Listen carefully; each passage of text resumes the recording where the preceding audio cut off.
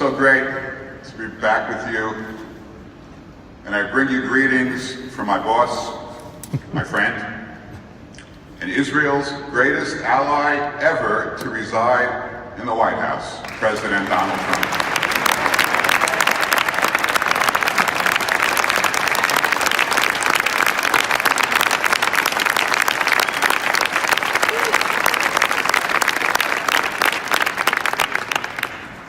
I want to start today on an outrageous, a sad, and ultimately a very important note. Yesterday, I awoke to the news that Hamas had fired a rocket into central Israel, which flattened the house and injured 7 people, including 2 small children. That rocket was not aimed at Orthodox Jews or Reform Jews. It was not aimed at progressives or conservatives, and it was not aimed at Ashkenazi Jews or Sephardic Jews. That rocket was designed just to kill Jews. We can learn much from that rocket. It cared not a whit about the differences among the Jews in its goal of destroying Israel. We too should care not a whit about the differences among Jews in our quest to support Israel.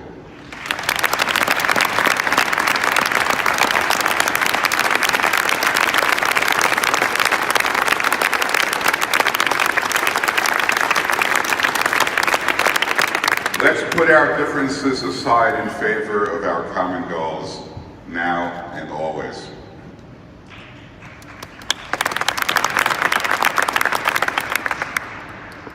Those of you who heard me speak last year, also on Tuesday morning at the concluding session, may recall my saying that I needed to rush back to Israel to prepare for the upcoming opening of the Jerusalem embassy. So let me update you since our last meeting. On May 14th, 2018, at 4 p.m. local time, on exactly the date and time 70 years earlier that David Ben-Gurion declared Israel's independence, the United States Embassy to Israel opened in Jerusalem.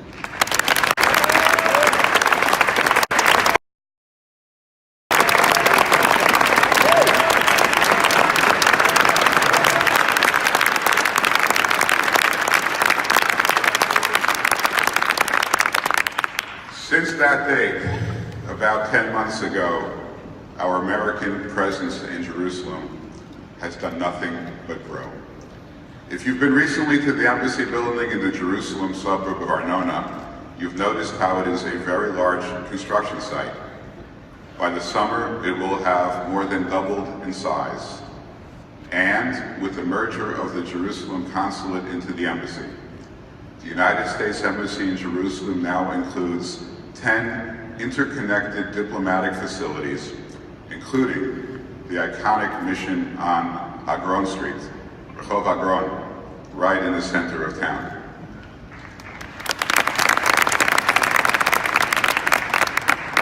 Some say this is just a symbolic gesture, but I could not disagree more. The move of the embassy was the culmination of a 2,000-year-old quest of the Jewish people to return to Zion, a synonym for Jerusalem.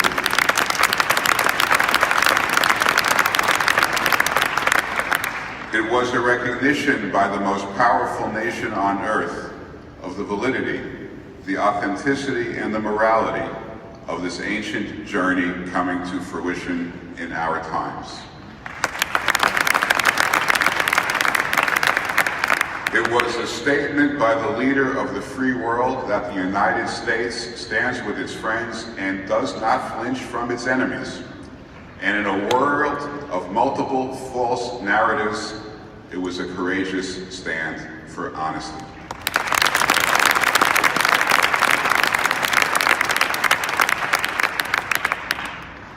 Updating you further, just last week, we experienced what Prime Minister Netanyahu described as the Purim miracle, President Trump's bold decision to recognize Israel's sovereignty over the Golan Heights.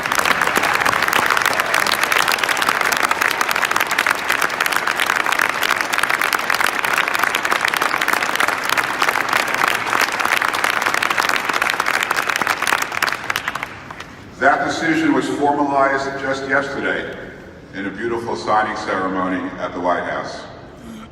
For 2 generations, Israelis of all political stripes proclaimed Ha'am im HaGolan, the nation with the Golan, which can never be severed from the state of Israel.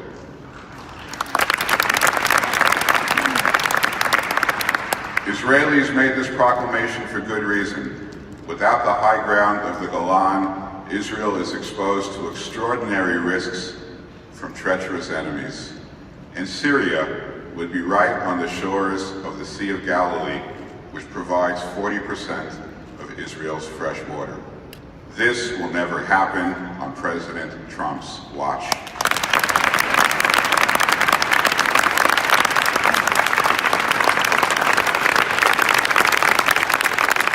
President Trump stood yet again resolutely and courageously with the people of Israel. If you don't see the power and truth of these moves, you may want to check your pulse.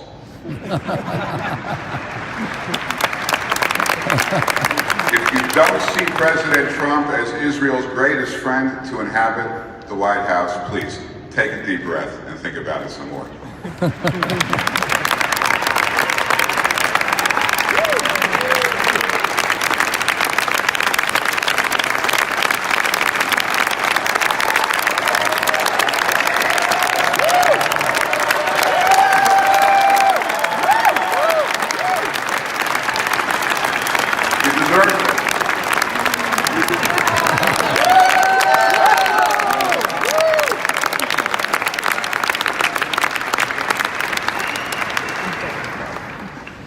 Lots of other important things have happened since we were together last year. Too many to review in my allotted time. But one thing really stands out: the President's decision to cause the United States to exit the JCPOA to flood Iran deal.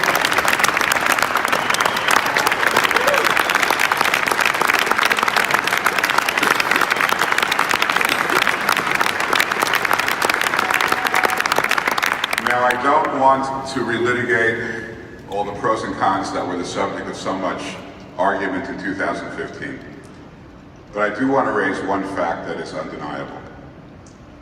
One of the arguments against the Iran deal in 2015 was that in exchange for giving Iran more than $100 billion in cash and lifting the crippling sanctions, the United States should have insisted that Iran end its sponsorship of terrorism and its incitement against the United States and Israel, and end its malign activity in Yemen, Iraq, Syria, and Lebanon. It seemed like a reasonable, indeed an obvious, requirement for any deal. But it wasn't. The demand wasn't even made. And what was the justification for this terrible failure? The argument was something like this: the way to get Iran to stop yelling death to America, to stop yelling death to Israel, to stop financing terrorism, it's not to ask for it. Rather, such malign activity will self-correct as a result of Iran being allowed back into the community of nations. Just give Iran a proverbial pat on the back and a hot bowl of soup, and it will become just like any other peace-loving country. A lot of us laughed at this. But we couldn't prove it wrong, because to do so would require clairvoyance. We couldn't prove then what would happen in the future. But today, in hindsight, we can prove with absolute certainty that those who made excuses for failing to require that Iran alter its destructive behavior were 100% dead wrong.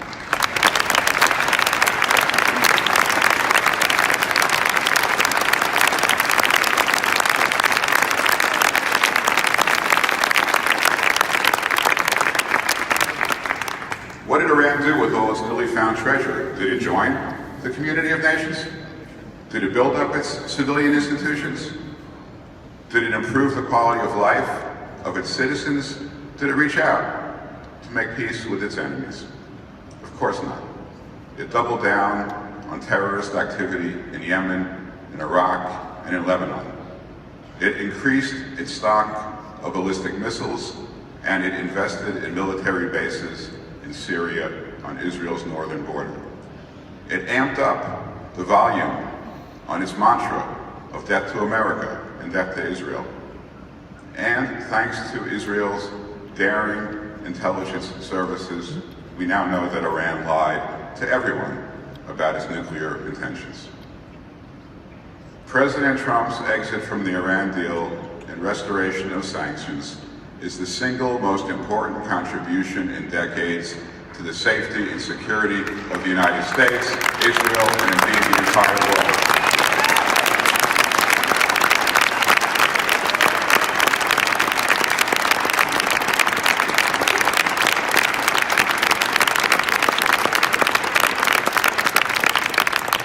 The sanctions are working. We are beginning to see their crippling effect on the Iranian regime. I shudder to think where we would be without President Trump's courageous actions.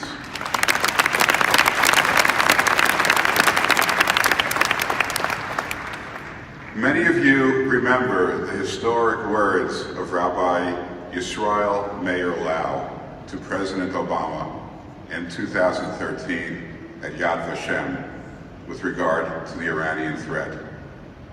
Rabbi Lau, a childhood survivor of Buchenwald, went on to become the chief rabbi of Israel. At Yad Vashem, Rav Lau spoke of an American Army general who approached him many years after the Holocaust to beg forgiveness that the US military was too late in liberating the concentration camps. Rabbi Lau turned to President Obama at Yad Vashem and admonished, "Mr. President, don't be too late." For the entire Trump administration, I pledge that we will not be too late.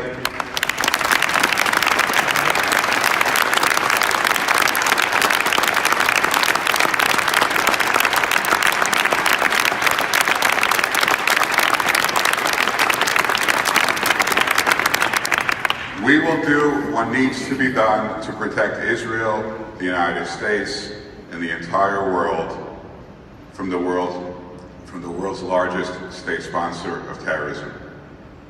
We will do what needs to be done.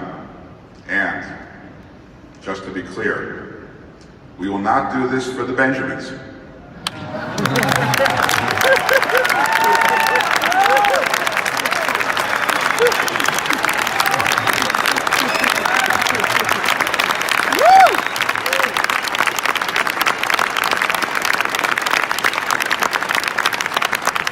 No, we will not do this for the Benjamins, but rather for the Davids, from King David to David Ben-Gurion.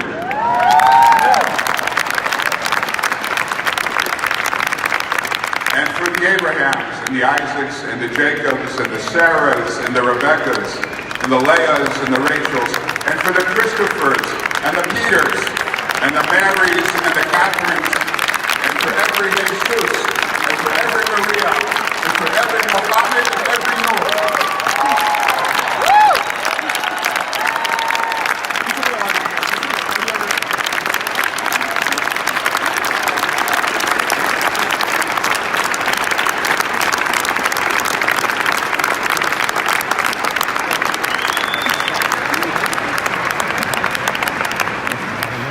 We will not be too late, because being late is unacceptable for every human life in this dangerous world. Now, a word about the Palestinian conflict. People tell me this often: don't touch this issue. This is the third rail of Israeli diplomacy. I am told it is the burial ground of all the envoys who have come before me, none of whom regrettably have much to show for a life's work in the field. People say, why do you need this aggravation? They say, for God's sake, you have your name carved in stone on the Jerusalem embassy. Take a victory lap. It's not going to get any better than this. With all that the Trump administration has done for Israel, why should we risk all that goodwill by addressing the thankless task of pursuing peace, by seeking an end to a seemingly endless conflict? How can we? The answer, my friends, is how can we not? How can we kick the can down the road and leave this to our successors? Sure, that would be easier. That doesn't make it right. Can we leave this to an administration that may not understand the existential risk to Israel if Judea and Samaria are overcome by terrorists in the manner that befell the Gaza Strip after the IDF withdrew from this territory? Can we leave this to an administration that may not understand the need for Israel to maintain overriding security control of Judea and Samaria and a permanent defense position in the Jordan Valley? Can we leave this to an administration that may not recognize that under Israeli sovereignty, Jerusalem, for the first time in 2,000 years, has become a dynamic and prosperous city, fully open to worshipers of all three Abrahamic faiths?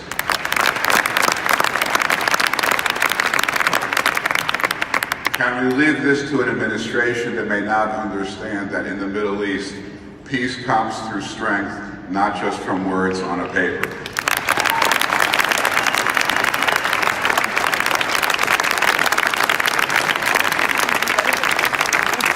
Can we leave this to an administration potentially willing to penalize Israel for nothing more than having the audacity to survive in a dangerous neighborhood, failing to understand the threats that Israel faces or the care and humanity it deploys to meet those threats?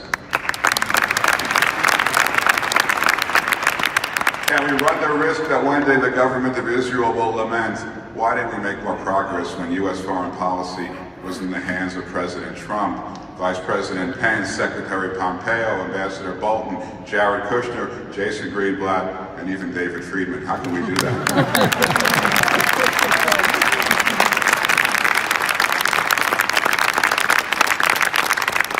The answer is we can't.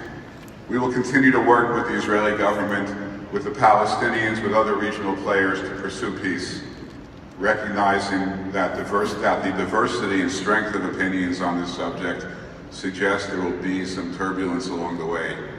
We will continue to pursue peace because we believe we can be trusted to have the correct perspective and approach.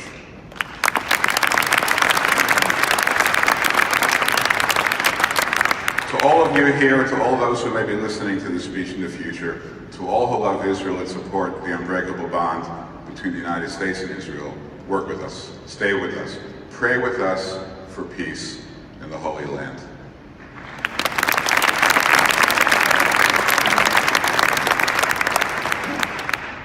King David offered the following prayer some 3,000 years ago in Psalm 128. Yivarechacha Hashem mitzion, Borei b'tuv Yerushalayim. May God bless you out of Zion, and may you see the good in Jerusalem. It's perhaps an odd choice of words in that last phrase. What was the great warrior poet telling us about seeing the good in Jerusalem? I think that even 3 millennia ago, King David recognized that Israel's enemies would seek to undermine the centrality of Jerusalem to the state of Israel and to mischaracterize and vilify the Jewish state. And so he sought God's intervention for something simple and basic, that we not fall for it, that we continue to see the holiness, the beauty, the sanctity of life, and yes, the good in Jerusalem. I'd like to think that God has blessed the Trump administration in this very manner.